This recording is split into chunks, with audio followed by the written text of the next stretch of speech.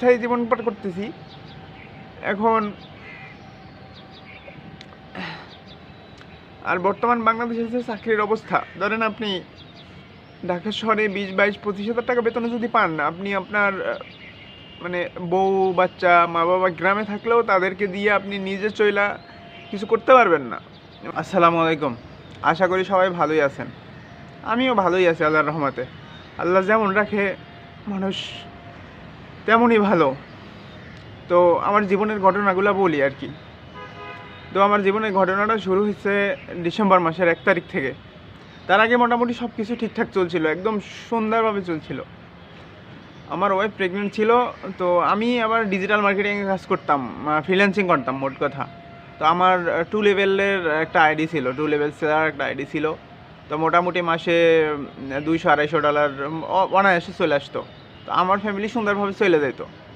তো যেদিন নভেম্বর মাসের শেষ, ওই দিন মোটামুটি কাজ শেষ করে 2টা-2:30 বাজে ঘুমাইছি। সকালবেলা উঠে দেখি ফাইবার অ্যাকাউন্টে ডিজেবল হয়ে গেছে। তো এখন কি করব, ডিজেবল হয়ে গেলে তো আর কিছু করার থাকে না। তো সেইখান থেকে আমার ইনকাম পুরোপুরি বন্ধ হয়ে গেল। তো এরপরে আমার কাছে কিছু টাকা জমানো ছিল, ওই টাকাগুলো দিয়ে মোটামুটি সার্ভাইভ করতেছিলাম। আমার ওয়াইফের চিকিৎসা চলছিল, তো সব কিছু মিলে চলছিল। তো হঠাৎ করে আমার ওয়াইফের আলট্রা করতে গেলাম। আলট্রা করতে গেলাম, তখন ডাক্তার বললো যে পানি শূন্যতা দেখা দিছে, যদি সিজার না করেন তাহলে সমস্যা হইবে পরে। তো আরও এক জায়গায় আলট্রা করলাম, সেম কথাই বললো। তো পরেই হঠাৎ করে একদম একদম তাড়াহুড়া করে যেই দিন বললো ওই দিন রাতেই সিজার করে নিলাম। ডিসেম্বরের 27 তারিখের ঘটনা এটা। তো মোটামুটি যা টাকা পয়সা ছিল, ওই সিজারের পরবর্তী খরচ হয়ে গেছে এগুলা। যাদের ওয়াইফের সিজার করা হয়েছে তারা হয়তো জানবেন যে কী কতটুকু খরচ হয় বা না হয়, এটা আপনারা ভালো জানবেন।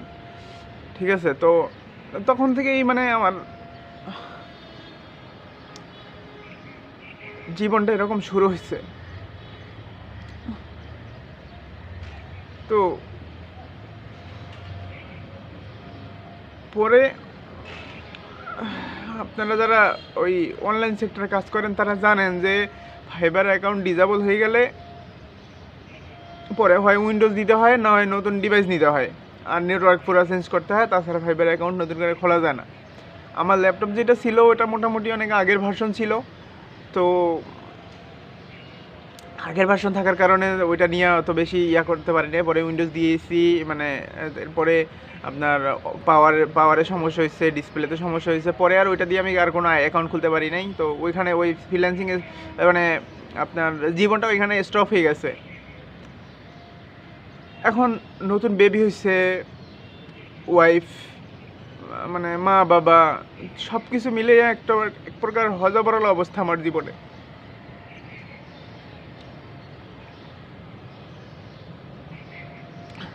তো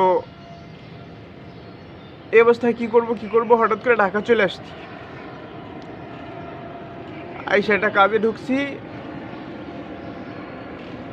কাজে ঢোকা শেষ হইলো, মোটামুটি করলাম কাজ 1 মাস। হঠাৎ করে কাজটা চলে গেল। তো কীভাবে সার্ভাইভ করবো বুঝতে পারছি না। পরে ওইখান থেকে কাজ চলে যাওয়ার পরে আরেক জায়গায় এখন আপাতত আছি। সেখানে আমার মোটামুটি চলে, কিন্তু আমার ফ্যামিলি বউ বাচ্চা নিয়ে চলার মতো অবস্থাতে আমি নেই।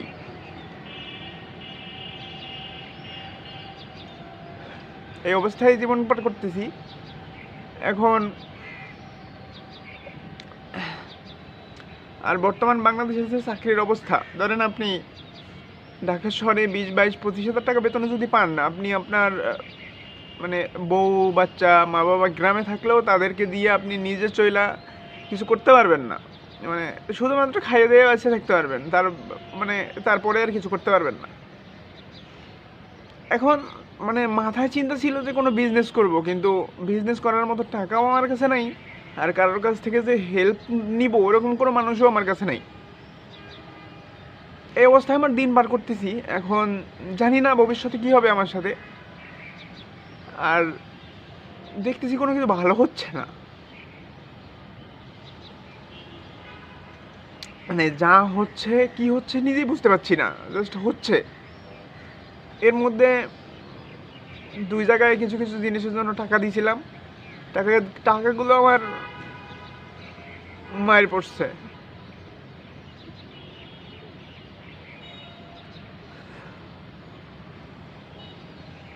এই অবস্থায় জীবন পার করতেছি। এখন উপায় আছে একটাই, মানে কোনো উপায় আমি খুঁজে পাচ্ছি না কি করা উচিত আমার, বা কি করলে আমার ভালো হবে বুঝতে পারছি না। বিজনেস করলে হয়তো একটু ভালো থাকতে পারতাম। ঢাকা শহরে মোটামুটি ধরেন ফুটপাতেও যদি কোনো বিজনেস করে কেউ, তো সে মোটামুটি ডেলি 700-800-1000 টাকা ইনকাম করতেই পারে। কিন্তু সেই ইনকাম করার মতো যে কটা টাকা, ওই কটা টাকা আমার জোগাড় করতে পারতেছি না আমি। কারণ আমি তো ভাই যে কটা টাকা বেতন পাই, ওই কটা টাকা তো আমারই চলে না। মানে খাইয়ে থাইকা ওই কটা টাকা দিয়ে আমারই চলে না। তো আমি বাবা বাবা মারে বা কী দিব, আর বউ বাচ্চারই বা কী দিব। এই যে সামনে ঈদ চলে আসছে,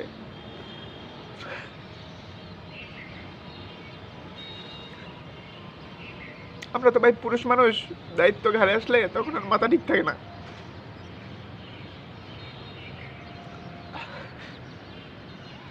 কি বলবো, কি করব, সবারই তো বলছি যে বেতন পাইলে টাকা দিব, তখন শপিং করো। টাকা কোথেকে দিব? নতুন চাকরিতে আসছি, বোনাস তো দিব না। আর বোনাস চাওয়া আমাকে কেমনে চাই? এই 1 মাস হয়েছে চাকরিতে আসছি, এই যে 1 তারিখ থেকে জয়েন করছি মার্চের। এখানে আসলে এখন কিভাবে চাই বোনাস? আর বোনাস পাইলে কতগুলো রাখবো আর? তো এইভাবেই জীবন চলতেছে আমার। জানি না আল্লাহ আমার জীবনে কি লেখা রাখছে, কিভাবে কি চলবে আমার আমি জানি না।